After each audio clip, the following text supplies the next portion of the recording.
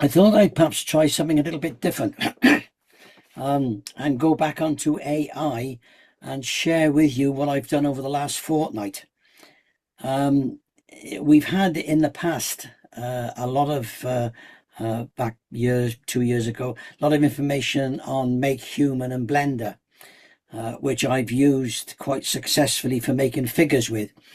But one of the problems I found with Make Human is that the uh, outfits, the clothes, the hats there, all right, maybe for modern stuff. But since I want to go back to pre-war, it's very difficult getting figures clothed in typical station staff and this sort of thing. So I've been playing about with AI this last fortnight and helping me this way in what I think I've been getting some better results. So I prepared a PowerPoint that I'm going to run through and talk to as we go. Okay, so what I wanted to do, first of all, we've got a PNG file, which is on the left, and I'm going to talk about converting that PNG file into an STL using AI, which was the first thing I done. And then as John knows with the emails he's had off me this last fortnight, I started getting carried away and going in other directions there and started to get some nice surprises. So let me just, I can't find my next thing. Whoops, hang on. Right, got it.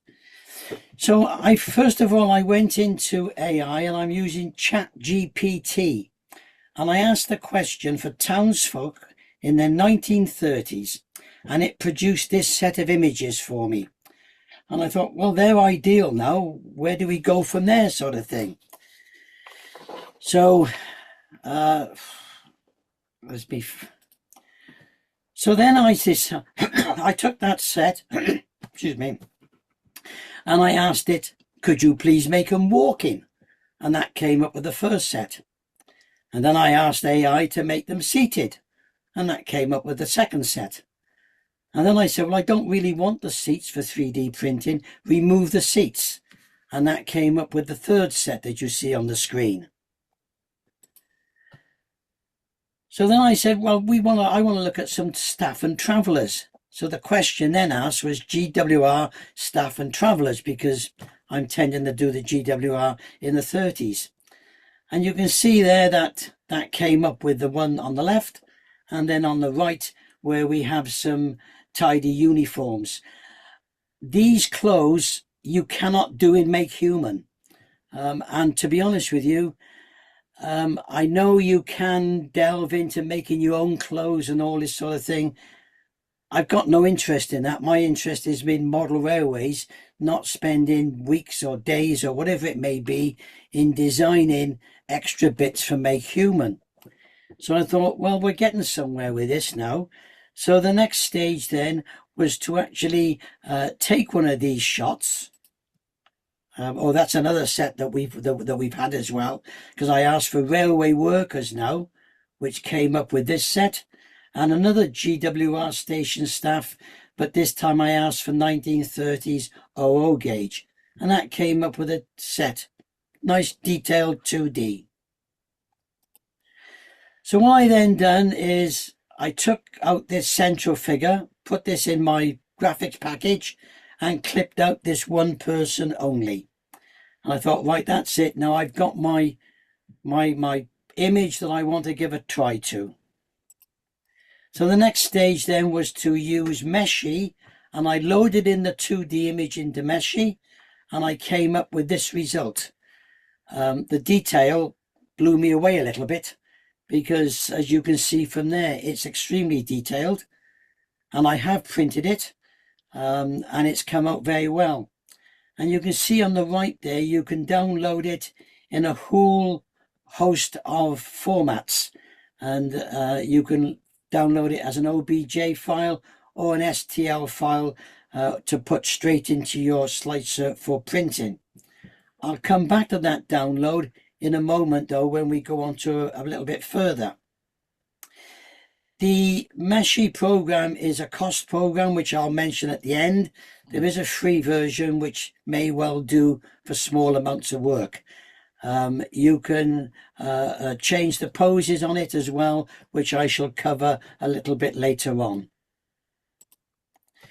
And so this is what happened. You can see here on the left the sliced model that's on the bed, and there it is on the right with supports.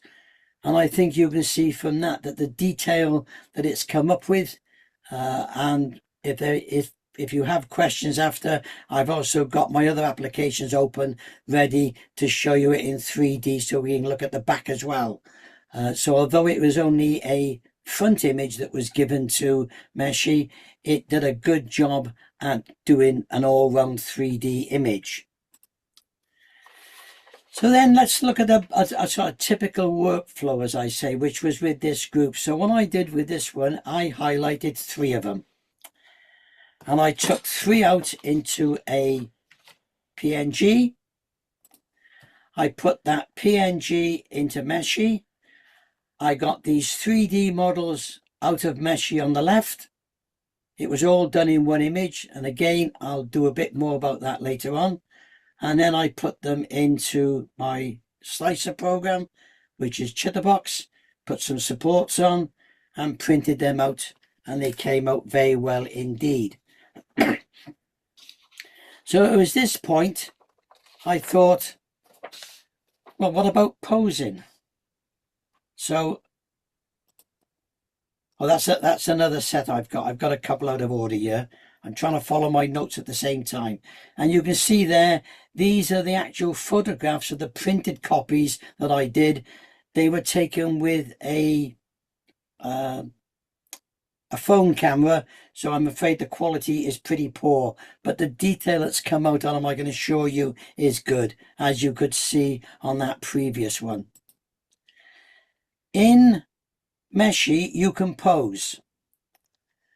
At the time of generation, you can either have it as an A pose or a T pose or a custom pose.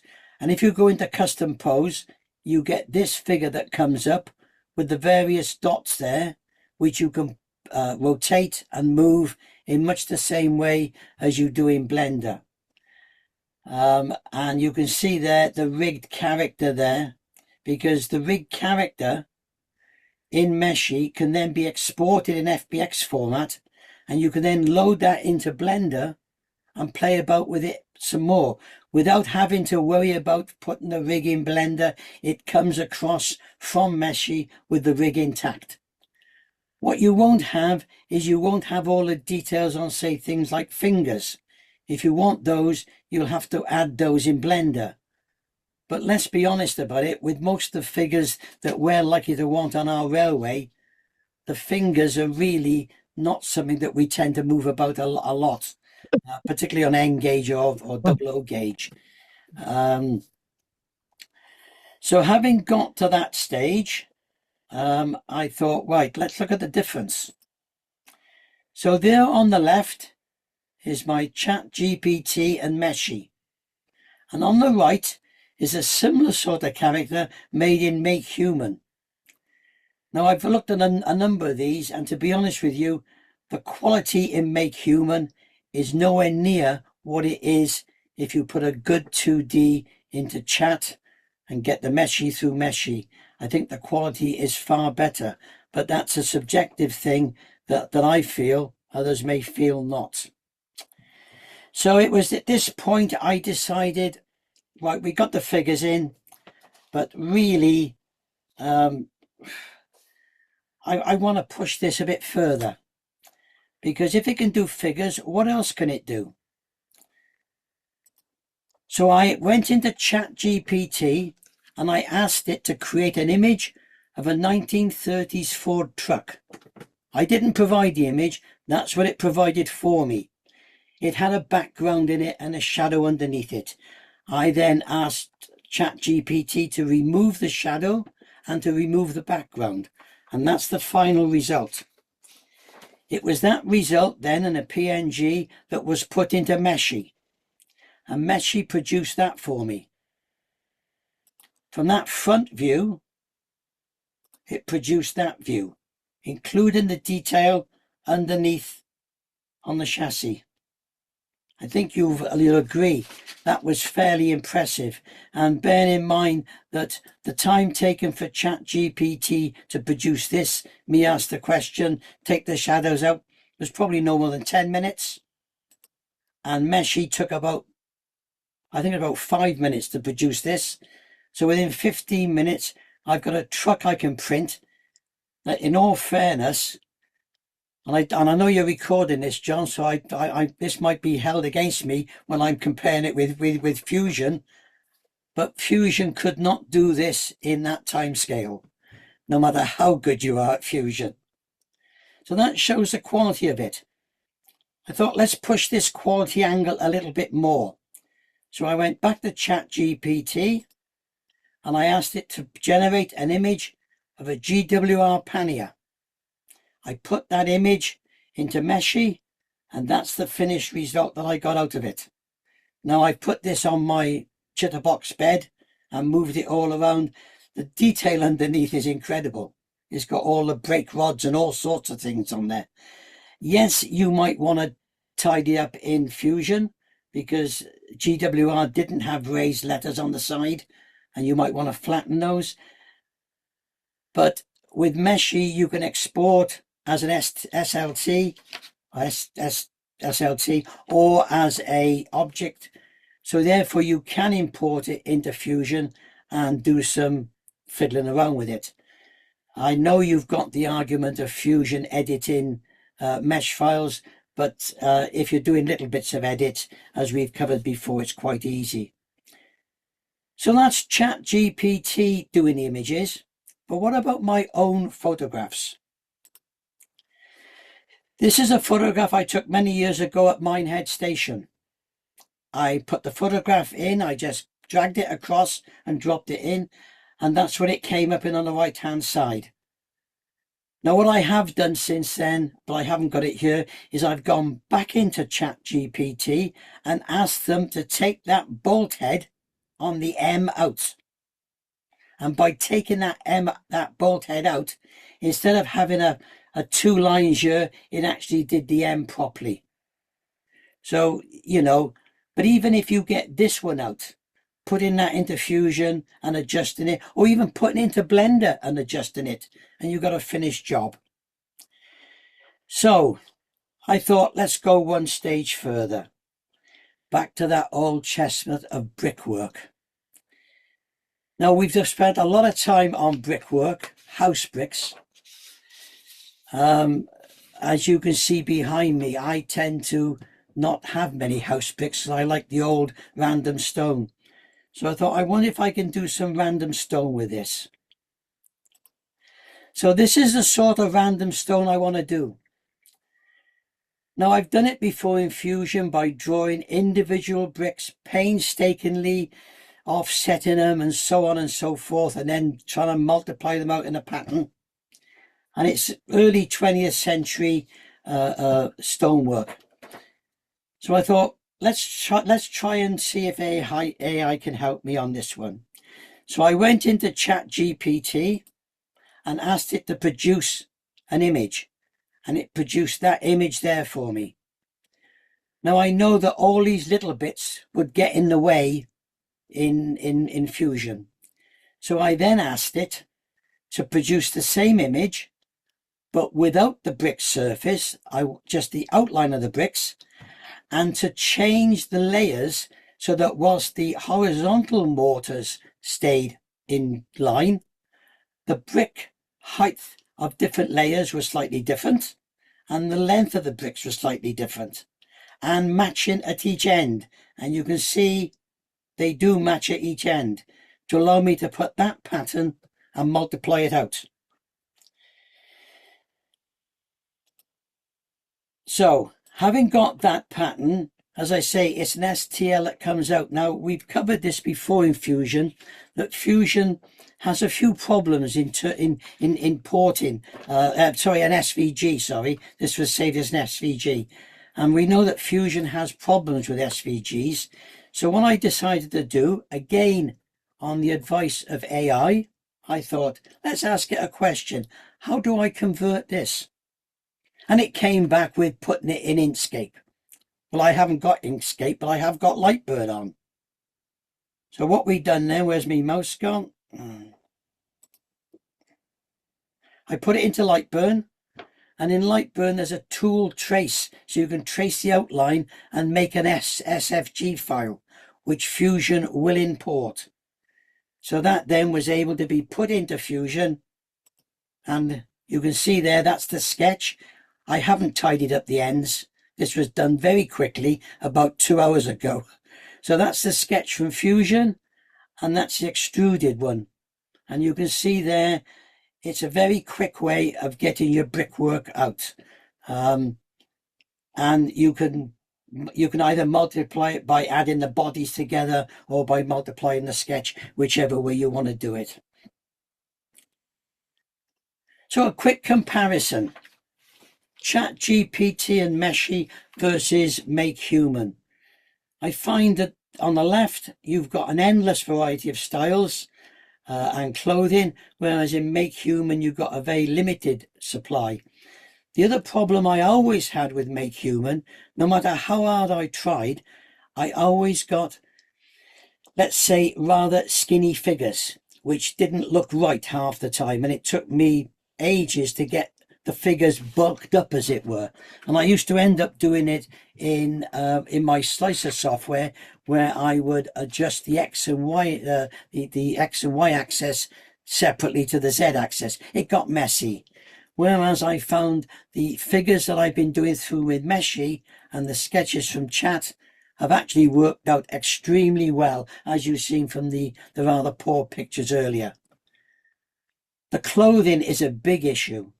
Okay, MakeHuman has got much more control over posing than Meshi has. But on the other hand, I found that putting a Meshi rigged character into Blender and altering the posing, I found is 100% better than putting MakeHuman into Blender. It really is very straightforward. And the big advantage there, if you're putting MakeHuman into Blender, you need the add-ons in Blender to make it all work, which you don't need when you're putting the Meshi the Meshi character and rig into Blender. Better body shapes I've covered. It's limited free use and it's easy to export to Blender. So let's having a look at it. The free version is most suited to small numbers. I think you get about 3 or 4 a day or something like that. And it may well suit the hobbyist who only needs a very small number of figures. The monthly subscription to ChatGPT is £7. It unlocks much larger image generation, and I think I may have shown you some last time that I done. And if you remember, at the last meeting, my background picture was my layout covered in snow, which was done with ChatGPT. I use it for other things other than railway as well. And a full AI program that can also be used for generating coding and creating other images. And I also use it to help me with coding because I'm getting to the stage where the brain cells don't work as quick as they used to, and I forget coding that I should that I could have remembered years ago. Meshi AI is a free version and is most suited to small numbers and may well suit most of you hobbyists who only need a small variety of figures. The monthly subscription of £16 unlocks larger image generation, and you can get about 500 characters done for that £16. One point on that, which you've seen earlier on, where I had a slide of 3 characters. If you put 3 characters in one image and make a 3D image of it, it only counts as one set of credits, if you like. It counts as one image rather than 3. I found if you start putting 5 or 6 in, the quality starts to deteriorate. So there is the option to put more than one image or more than one character in an image to try and save money, as it were. Now, I would suggest that if anyone wants to go down this line, I think probably the easiest way, and I think maybe John's already been looking at it, is to work out what you want. Get your image, work out a note of all the bits and pieces you want. If you can't get those from ChatGPT or another generation site, and there's many out there, then pay the subscription, because they're monthly subscriptions that you can cancel at any time. You're not locked into a contract. Pay that sub for, say, 1 or 2 months. Get all the characters you want generated. Same with Meshy. Get them all done. And then cancel your subscription and start your printing. Now, this is basically what I was just saying about the basic monthly subscription. It gives you 1,000 credits, and it's 20 credits needed for each generation of image.